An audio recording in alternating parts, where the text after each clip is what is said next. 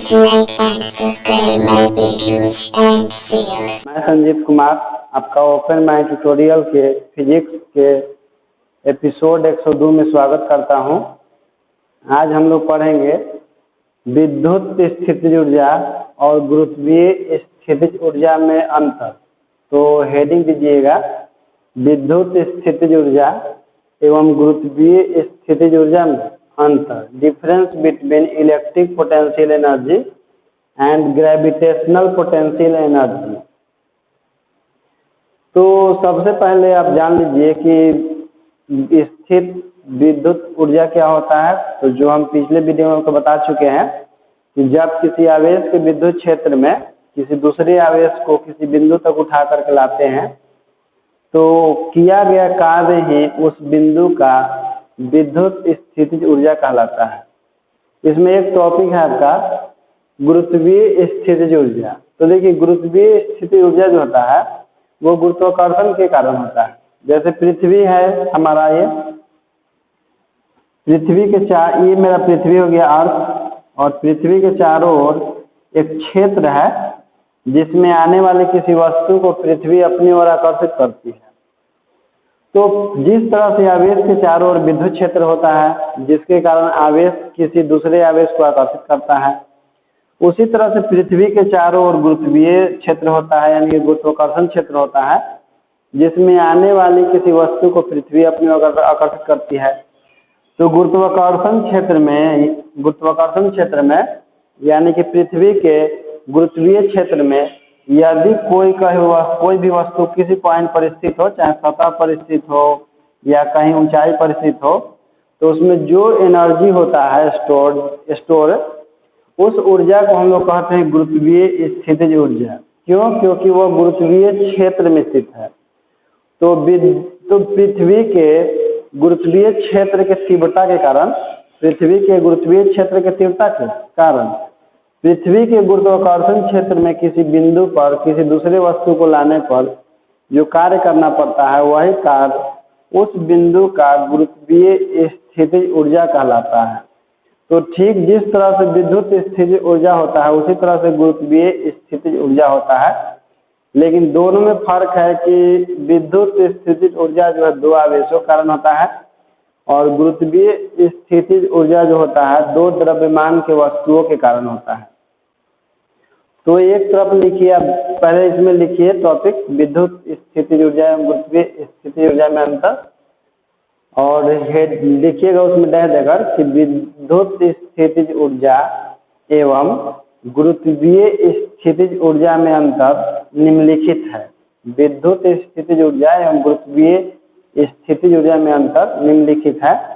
इसके बाद एक लाइन इस तरह से खींच दीजिए और एक तरफ लिख लीजिए विद्युत स्थितिज ऊर्जा जिसको यू से लिखते हैं, और एक तरफ गुरुत्वीय स्थितिज ऊर्जा जिसको हम यू जी से लिखते हैं। तो विद्युत स्थितिज ऊर्जा में पहला पॉइंट लिखिए पहला नंबर, विद्युत स्थितिज ऊर्जा विद्युत क्षेत्र में होता है। विद्युत स्थितिज ऊर्जा विद्युत क्षेत्र में होता है, उसमें लिखिए गुरुत्वीय स्थितिज ऊर्जा में कि गुरुत्वीय स्थितिज ऊर्जा गुरुत्वीय क्षेत्र में होता है। गुरुत्वीय स्थितिज ऊर्जा गुरुत्वीय क्षेत्र में होता है। इसके बाद पॉइंट नंबर 2 लिखिए, यह धनात्मक एवं ऋणात्मक दोनों होता है। यह धनात्मक एवं ऋणात्मक दोनों होता है। कहने का मतलब है कि जो आपका विद्युत स्थितिज ऊर्जा होता है वो धनात्मक भी हो सकता है और ऋणात्मक भी हो सकता है। इधर लिखिएगा पॉइंट नंबर 2, यह हमेशा ऋणात्मक होता है। यह हमेशा ऋणात्मक होता है। ये हमेशा ऋणात्मक क्यों होता है? क्योंकि दो द्रव्यमानों के बीच में हमेशा आकर्षण बल लगता है। आकर्षण बल के कारण स्थितिज ऊर्जा का मान हमेशा ऋणात्मक हो जाता है, और इसमें प्रतिकर्षण भी होता है और आकर्षण भी होता है, इसलिए धनात्मक भी हो सकता है ऋणात्मक भी हो सकता है। तीसरा पॉइंट लिखिए विद्युत स्थितिज ऊर्जा में कि यह आकर्षण एवं प्रतिकर्षण दोनों के कारण होता है। यह आकर्षण एवं प्रतिकर्षण दोनों के कारण होता है। यह कहने का मतलब है कि विद्युत स्थितिज ऊर्जा आकर्षण और प्रतिकर्षण दोनों कारण होता है। तीसरा लिखिएगा इसमें यह केवल आकर्षण के कारण होता है, यह केवल आकर्षण के कारण होता है।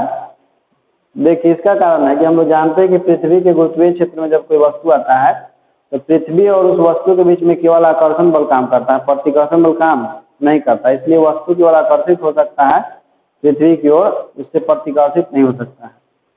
पॉइंट नंबर 4 लिखिए इसमें कि यह दो आवेशों के कारण होता है, यह दो आवेशों के कारण होता है। और इसमें लिखिएगा कि यह दो द्रव्यमानों के वस्तुओं के कारण होता है, यह दो द्रव्यमानों के वस्तुओं के कारण होता है। इसके बाद टॉपिक लिखिएगा आप, आवेशों के निकाय की स्थितिज ऊर्जा, आवेशों के निकाय की स्थितिज ऊर्जा, potential energy of A system of many charges. तो देखिए सबसे पहले हम लोग क्या करते हैं कि आवेशों के निकाय के कारण स्थितिज ऊर्जा कैसे निकालते हैं। तो सभी आवेशों का जो स्थितिज ऊर्जा होता है उस सबको हम लोग जोड़ देते हैं, तो संपूर्ण निकाय का निकल जाता है स्थितिज ऊर्जा।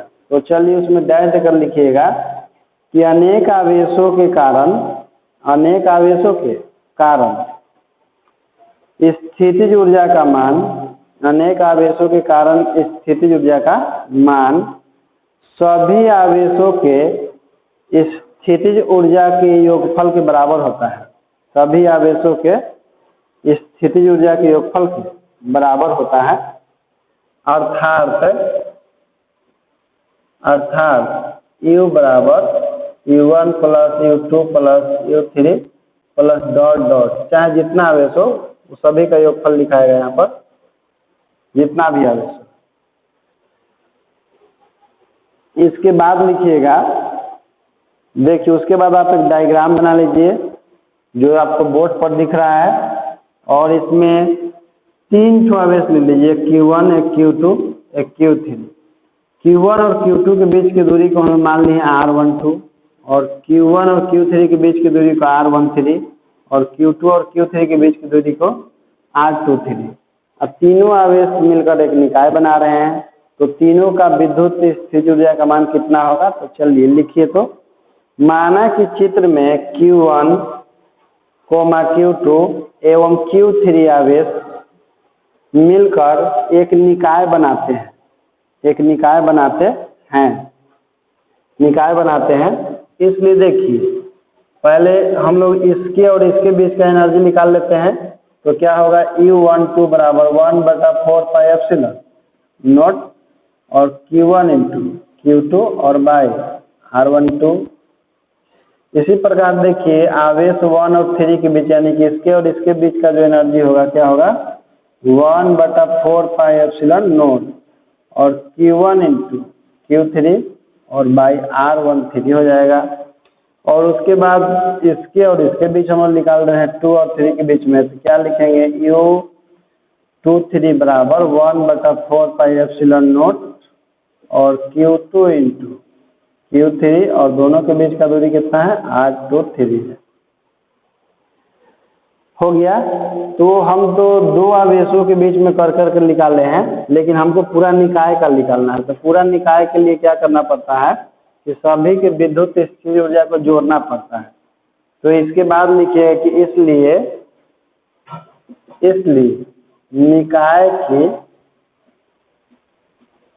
कुल स्थितिज ऊर्जा, निकाय की कुल स्थितिज ऊर्जा U सिस्टम, सिस्टम मतलब निकाय होता है, U12 plus U13 plus U23।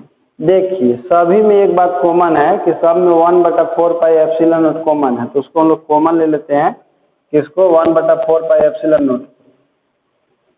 तो U सिस्टम बराबर कितना हो जाएगा, 1/4 पाई एप्सिलॉन नॉट, और इसके अंदर देखिए बच जाएगा आपका Q1 इंटू Q2 और बाई R12, और यहाँ पर बच जाएगा Q1 इंटू Q3 और divided by R13 upper Q2 into Q3 divided by R23। हो गया आपका निकाय के कारण स्थितिज ऊर्जा का मान। इसके बाद हम लोग कुछ क्वेश्चन पढ़ेंगे। तो सबसे पहले क्वेश्चन नंबर 1 लिखिएगा, किसी आवेशित चालक का विभव किन किन बातों पर निर्भर करता है। किसी आवेशित चालक का विभव किन किन बातों पर निर्भर करता है। ये ऐसी क्वेश्चन को एग्जाम में दूसरे रूप में पूछा जाता है कि किसी चालक के विभव को प्रभावित करने वाले कारक बताएं। किसी चालक के विभव को प्रभावित करने वाले कारक बताएं कि किन किन कारकों से किसी चालक का विभव प्रभावित होता है, यानी घटता है या बढ़ता है। तो क्वेश्चन लिख लीजिए, किसी आवेशित चालक का विभव किन किन बातों पर निर्भर करता है। या करके एक और क्वेश्चन लिख सकते हैं, दोनों का आंसर सेम होता है। किसी चालक के विभव को प्रभावित करने वाले कारक बताएं। उसके बाद इसका आंसर लिखिएगा, किसी आवेशित चालक का विभव निम्नलिखित बातों पर निर्भर करता है। किसी आवेशित चालक का विभव निम्नलिखित बातों पर निर्भर करता है। सबसे पहला नंबर लिखिएगा इसका, पॉइंट नंबर 1 लिखिए कि यदि एक आवेशित चालक के पास कोई दूसरा चालक रख दिया जाए तो पहले चालक का विभव घट जाता है। तो पहले चालक का विभव घट जाता है। उसके बाद इसका कारण लिखिए, क्यों आखिर ऐसा होता है, क्यों घट जाता है उसका विभव। तो इसका कारण लिखिए, यदि एक आवेशित चालक के पास कोई दूसरा चालक रख दिया जाता है तो आवेश का वितरण पहले चालक से दूसरे चालक पर हो जाता है, जिससे पहले चालक पर आवेश का मान कुछ कम हो जाता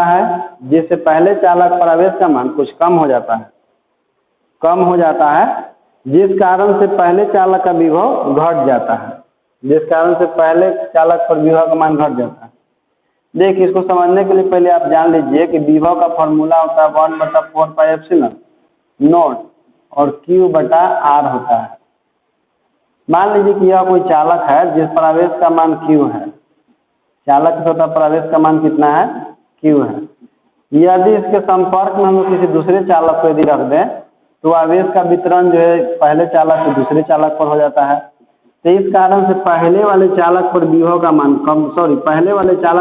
का मान कम हो जाता है। क्योंकि देखिए, विभव का मान जो है आपके आवेश पर निर्भर करता है और एक चालक से आवेश का वितरण किस पर हो गया, अब दूसरे चालक पर हो गया। तो पहले वाले चालक पर आवेश का मान कम होने के कारण इसका विभव का मान पहले से घट जाता है। कहने का मतलब कि एक चालक के संपर्क में यदि दूसरे चालक को रख दिया जाए तो आवेश के वितरण के कारण पहले वाले चालक का विभव पहले की तुलना में घट जाता है। इसके बाद पॉइंट नंबर 2 लिखिए। इसका पॉइंट नंबर 2 है, किसी चालक का विभव उसके आकार पर निर्भर करता है। किसी चालक का विभव उसके आकार पर निर्भर करता है, अर्थात चालक का आकार बढ़ने पर विभव का मान घटता है तथा चालक का आकार घटने पर विभव का मान बढ़ता है। चलिए इसको समझिए। जैसे मान लीजिए कि यह कोई गोला है, खोखला गोला, इसके सतह पर आवेश का मान है Q है और इसकी त्रिज्या मान लीजिए कि 5 सेंटीमीटर। तो इसका कुछ विभव होगा आपका 1/4πε0 और Q/5 सेंटीमीटर की जगह सबसे अच्छा 5 मीटर मान लीजिए तो हो जाएगा 5। तो इसका कुछ ना कुछ वैल्यू आएगा। यदि इस चालक के आकार को हम बढ़ाकर इतना बड़ा कर दें और इसका त्रिज्या मान लेते हैं कि इसका त्रिज्या 10 मीटर हो गया है, तो आवेश का मान तो अभी भी उतना ही रहेगा। चालक का आकार बढ़ेगा तो इस पर आवेश का मान Q ही रहेगा, लेकिन फर्क है कि आवेश जो है पहले से थोड़ा दूर हो जाएंगे। जो आवेश नजदीक था तो चालक का आकार बढ़ने के कारण आवेश जो है थोड़ा दूर हो जाता है। दूर होने के कारण विद्युत क्षेत्र जो है आपका विरल हो जाता है। विद्युत क्षेत्र विरल होने के कारण किसी आवेश को इसके नजदीक में लाते हैं तो विद्युत क्षेत्र के विरुद्ध में हमको कम कार्य करना पड़ता है, जिससे विभव का मान पहले से घट जाता है। एक और कारण हो सकता है कि देखिए V बराबर इसके लिए फॉर्मूला क्या होगा 1/4 पाई एप्सिलॉन नॉट। आवेश तो कांस्टेंट ही है लेकिन दूरी का मान कितना हो गया 10 हो गया। तो देखिए तो 5 से डिवाइड कीजिएगा तो कुछ और मान आएगा इसका, लेकिन 10 से डिवाइड कीजिएगा तो पहले की तुलना में कम आएगा। तो जब भी किसी चालक का आकार बढ़ता है तो उसका विभव घट जाता है। एक तो फार्मूला से हम लोग बता सकते हैं, और उसका यदि आकार घटेगा तो विभव का मान बढ़ जाता है।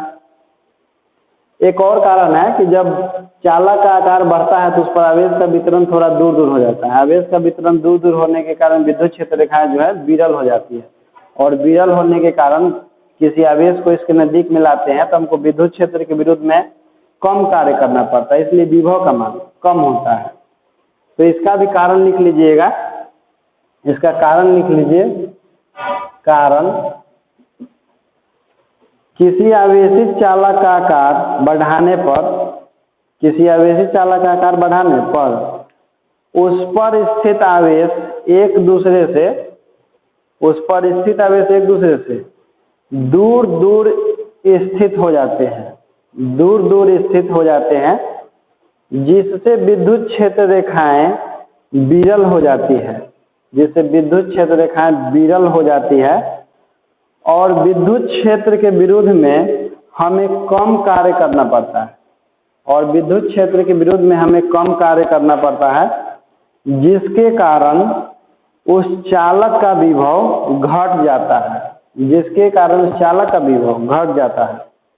लेकिन चालक का आकार घटाने पर, लेकिन चालक का आकार घटाने पर आवेश एक दूसरे के बहुत ही पास पास आ जाते हैं, आवेश एक दूसरे के बहुत ही पास पास आ जाते हैं, जिससे विद्युत क्षेत्र रेखाएं सघन और प्रबल हो जाती है, जिससे विद्युत क्षेत्र रेखाएं सघन और प्रबल हो जाती है। तो विद्युत क्षेत्र के विरुद्ध में हमें अधिक कार्य करना पड़ता है, तो विद्युत क्षेत्र के विरुद्ध में हमें अधिक कार्य करना पड़ता है, जिससे चालक का विभव बढ़ जाता है, जिससे चालक का विभव बढ़ जाता है। इसको एक बार फिर से समझ लीजिए। जैसे जब हम लोग किसी चालक की सतह पर आवेश देते हैं तो सतह एक समान रूप से फैल जाता है, सतह पर आवेश जो एक समान रूप से फैल जाता है। लेकिन जब इस चालक के आकार को हम लोग बढ़ा देते हैं तो आवेश वही दूर दूर हो जाता है। दूर दूर होने के कारण विद्युत क्षेत्र रेखाएं जो है विरल हो जाती है, और विरल विद्युत क्षेत्र में किसी आवेश को लेने पर उसके प्रतिकर्षण में के विरुद्ध में हमको बहुत कम कार्य करना पड़ता है। लेकिन यदि किसी चालक के आकार को हम लोग घटा देते हैं तो आवेश जो है नजदीक नजदीक हो जाता है, और जिसके कारण विद्युत क्षेत्र रेखाएं जो पहले से सघन हो जाती है। तो विद्युत क्षेत्र रेखाओं के विरुद्ध में हमको बहुत अधिक कार्य करना पड़ता है, इसीलिए इसका विभव पहले से बढ़ जाता है। अब पॉइंट नंबर 3 लिखिए। किसी चालक का विभव उसके चारों ओर स्थित माध्यम पर निर्भर करता है। किसी चालक का विभव उसके चारों ओर स्थित माध्यम पर निर्भर करता है, माध्यम पर निर्भर करता है। देखिए इसका भी कारण समझ लीजिए। फार्मूला होता है 1/4 पाई एप्सिलॉन नॉट और Q बटा R होता है। हम लोग जानते हैं कि सबसे कम परावैधुता किसका होता है, निर्वात का होता है।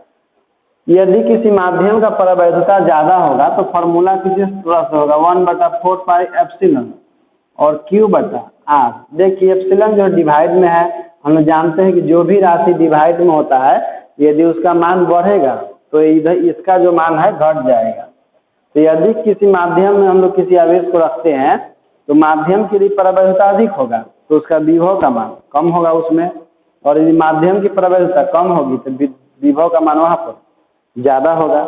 इसीलिए कहते हैं कि किसी चालक का विभव उसके चारों ओर स्थित माध्यम पर निर्भर करता है। इसका भी कारण लिख सकते हैं आप, लिखिए दे देकर कारण लिखिए। तीसरा पॉइंट का कारण, किसी चालक का विभव उसके चारों ओर स्थित माध्यम के, किसी चालक का विभव उसके चारों ओर स्थित माध्यम के परावैधुता के व्युत्क्रमानुपाती होता है, परावैधुता के व्युत्क्रमानुपाती होता है।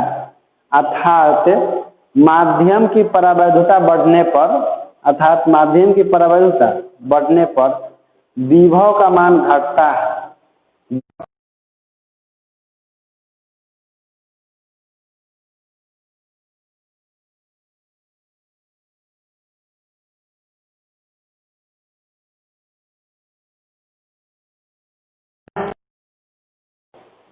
किसी चालक पर जितना अधिक आवेश रहता है, किसी चालक पर जितना अधिक आवेश रहता है उसका विभव उतना ही अधिक होता है। किसी चालक पर जितना अधिक आवेश रहता है उसका विभव उतना ही अधिक होता है। देखिए इसका भी कारण समझ लीजिए, फॉर्मूला होता है V बराबर 1/4 पाई एप्सिलॉन नॉट और Q बाई R। देखिए तो इसमें हम लोग लिख सकते हैं कि V समानुपाती Q, यानी कि V आपका प्रोपोर्शनल है आवेश का, यानी कि जैसे जैसे आवेश का मान बढ़ेगा वैसे वैसे विभव का मान बढ़ेगा। इसके बाद कुछ क्वेश्चन है, तो क्वेश्चन लिखिए। क्वेश्चन नंबर आपका 1 है। ये तो आपका एक क्वेश्चन था जिसका 400 पॉइंट था, विभव को प्रभावित करने वाला कारक। इसके बाद क्वेश्चन नंबर 1 लिखिए आप।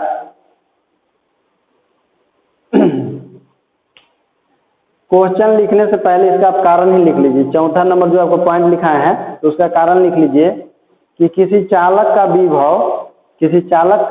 विभव उस पर स्थित आवेश के समानुपाती होता है, उस पर स्थित आवेश के समानुपाती होता है। इसलिए चालक पर अधिक आवेश रहने पर उसका विभव अधिक होता है। इसलिए चालक पर अधिक आवेश रहने पर उसका विभव अधिक होता है। अब क्वेश्चन लिखिए, क्वेश्चन नंबर 1 लिखिए। क्वेश्चन नंबर 1 है कि किसी आवेशित चालक के आकार में परिवर्तन करने से उसका विभव किस प्रकार परिवर्तित होता है। किसी आवेशित चालक के आकार में परिवर्तन करने से उसका विभव किस प्रकार परिवर्तित होता है। हो गया क्वेश्चन। देखिए क्वेश्चन का मतलब है कि यदि किसी चालक के आकार को बढ़ाया या घटाया जाए तो उसका विभव किस तरह से बढ़ेगा या घटेगा। तो आंसर लिखिए, किसी आवेशित चालक के आकार में परिवर्तन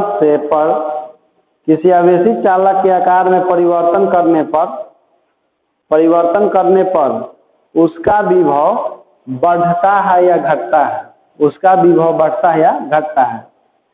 हो गया आंसर। इसको भी समझ लीजिए, यदि आवेशित चालक के आकार को हम लोग बढ़ाते हैं तो विभव का मान घटता है, लेकिन यदि आवेशित चालक के आकार को हम लोग घटाते हैं तो विभव का मान बढ़ता है। इसके बाद क्वेश्चन नंबर 2 लिखिए, किसी आवेशित चालक का आकार बढ़ाने पर उसका विभव क्यों बढ़ता है। किसी आवेशित चालक का आकार बढ़ाने पर उसका विभव क्यों घटता है। किसी आवेशित चालक का आकार बढ़ाने पर उसका विभव क्यों घटता है। तो इसका आंसर लिखिए। आंसर, किसी आवेशित चालक का आकार बढ़ाने पर उस पर स्थित आवेश एक दूसरे से दूर दूर हो जाते हैं। उस पर स्थित आवेश एक दूसरे से दूर दूर हो जाते हैं, जिससे विद्युत क्षेत्र रेखाएं विरल हो जाती है। और विद्युत क्षेत्र के विरुद्ध में हमें कम कार्य करना पड़ता है, जिसके कारण उस चालक का विभव घट जाता है।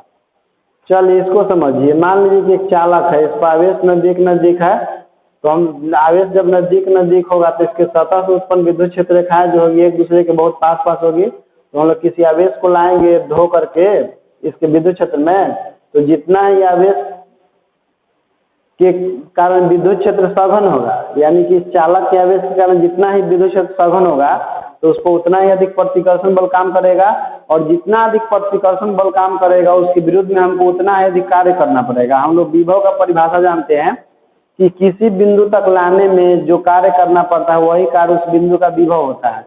तो यदि विद्युत क्षेत्र सघन होगा तो हमको विद्युत क्षेत्र के विरुद्ध में अधिक कार्य करना पड़ेगा, और अधिक कार्य करना पड़ेगा तो इसका विभव का मान बहुत ही ज्यादा होगा। लेकिन यही चीज चालक के आकार को हम लोग बढ़ा देते हैं तो आवेश दूर दूर हो जाता है, जिससे विद्युत क्षेत्र रेखाएं जो है विरल हो जाती है। तो विद्युत क्षेत्र रेखाएं विरल होने के कारण किसी आवेश को हम जब इसके नजदीक में लाते हैं तो विरल विद्युत क्षेत्र के कारण हमको कम कार्य करना पड़ता है। तो कम कार्य करना पड़ेगा तो इसका विभव कम होगा, क्योंकि हम लोग जानते हैं कि किसी आवेश को अनंत से उठा करके किसी आवेश के विद्युत क्षेत्र में लाने में जितना कार्य करना पड़ता है वही कार्य उस बिंदु का विभव होता है। तो यहाँ विद्युत क्षेत्र विरल होगा तो कार्य कम करना पड़ेगा, तो विभव भी कम हो जाएगा। इसके बाद क्वेश्चन नंबर 3 लिखिए। किसी आवेशित चालक का आकार घटाने पर उसका विभव क्यों बढ़ता है? किसी आवेशित चालक का आकार घटाने पर उसका विभव क्यों बढ़ता है? तो आंसर लिखिए, किसी आवेशित चालक का आकार घटाने पर, किसी आवेशित चालक का आकार घटाने पर आवेश एक दूसरे के बहुत ही पास पास आ जाते हैं। आवेश एक दूसरे के बहुत ही पास पास आ जाते हैं, जिससे विद्युत क्षेत्र रेखाएं सघन और प्रबल हो जाती है। सघन और प्रबल हो जाती है। तो विद्युत क्षेत्र के विरुद्ध में हमें अधिक कार्य करना पड़ता है। तो विद्युत क्षेत्र के विरुद्ध में हमें अधिक कार्य करना पड़ता है, जिससे चालक का विभव बढ़ जाता है। तो इस वीडियो में इतना ही। इसके बाद हम अगला वीडियो में मिलते हैं।